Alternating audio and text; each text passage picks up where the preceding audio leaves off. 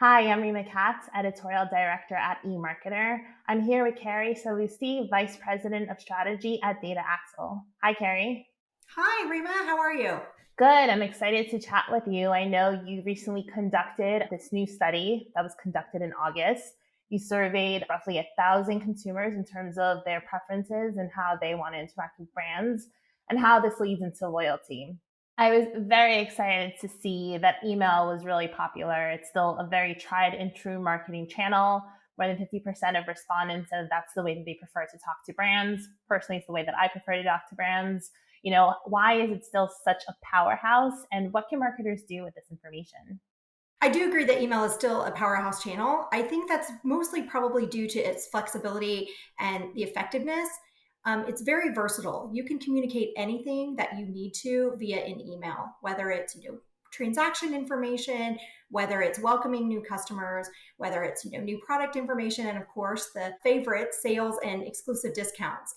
Anything really truly can be communicated in that channel. And I also think at this point in time, it's really expected. And as you've heard from our study, it's still really one of the most effective and best ways to reach everyone. From the marketer's perspective, I think the most important thing that they can do to ensure a successful email strategy is really making sure that their messages are personalized and relevant and utilizing data attributes and insights that they have on those consumers. One effective way to do this is through a preference center. So the preference center really allows the consumer to tell the brand, the types of information and the frequency or cadence of information that they want to receive. And this ultimately actually helps lead to, ensure maximum deliverability. Deliverability, I think, is one of those metrics that is often forgotten. And I do think that a lot of email marketers probably should prioritize it higher than they actually do. Because again, if you're not getting in the inbox, then you're not going to see any of the engagement or the conversions. Obviously, email is really popular across all demographics. I would say it's a little less popular for Gen Z, who say that social media is their preference of choice in terms of connecting with a brand. In your study, 69% listed this as the best way, for them to connect with brands. What can marketers do with this information to not only reach current Gen Z consumers, but also the next generation? Yeah, did you know that Gen Z spends about 9 hours a day in front of a screen? So obviously, it makes sense that social media is a great way to get in front of this group. This youngest generation, I mean, they're tech savvy, they're socially minded, and as our study noted, they're invested in brand reputation, and they do show loyalty to the brands that they connect with. So investing in custom audiences to target Gen Z over these social media platforms is a great strategy for any brand or firm that truly want to connect with this generation. And another fun fact, our study found that Gen Z will follow brands who offer exclusive discounts and deals on social media. So if you're trying to reach this group, make sure you sprinkle a few of those across your feeds. Let's shift gears a little bit and talk about loyalty. Boomers and Gen Z care about a brand's reputation. And when you had asked them which brands that they were loyal to, there was a surprising overlap. There was Amazon, Apple, Samsung. What could explain the similarity? Yeah, this was actually a really interesting finding within this study, especially when you consider how different boomers and Gen Z are thought to be from each other. I mean, I think it just goes to show that you actually need data on your audience, right? Never make an assumption about who they are or what they want before you actually have that insight and that data to back it up. I think it also shows there's opportunity to connect with your audience via an omni-channel marketing strategy. So really hammering home over multiple channels, not just, a single channel, who your company is, what your reputation is, and really the value that you can bring to your target audience's life. I mean, to reach boomers with this message, you might want to reach them over email and direct TV to relay that type of message. Our study found that those are the two channels that they're most interested in using to connect with brands. For Gen Z, on the other hand, you might want to create multiple touch points over the social media platforms such as Instagram, Snapchat, or TikTok.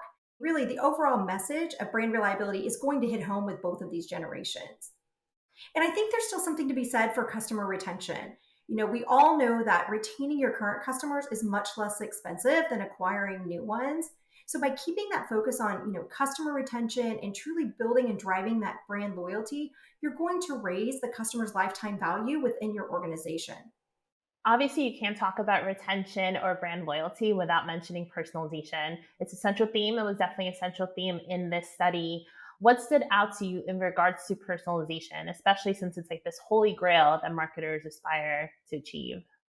I think today we all know personalization is important. I think it's almost table stakes today, but at the same time, it really needs to be implemented and wielded strategically.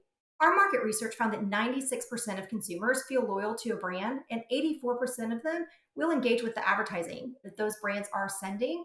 So basically, I think it's a bit of a myth that consumers, are bothered by our advertisements. Your audience really is ready and willing to hear from you with what you have to say, especially those, that are already your customers. They want it to be personalized and they want it to be relevant and meaningful to their needs and their lifestyle in that moment that they receive the message.